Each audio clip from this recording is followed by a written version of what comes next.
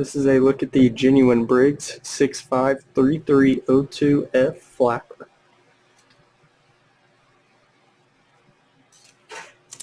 This flapper is plastic. It comes with the chain and hook, which are metal. The hook connects to the lever, and when you connect it to the flush valve, which you use these, they just clip down onto the flush valve. It'll sit there. This will be connected to the lever. Once you flush, the arm on the lever will lift up.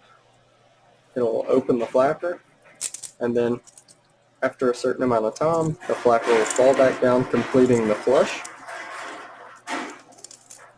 This piece right here is also plastic. The seal is rubber, that is to prevent leaks into the bowl.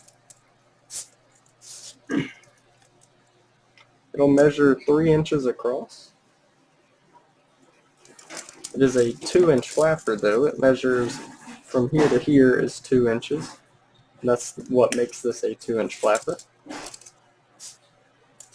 Once again, this is the genuine Briggs 653302F Flapper.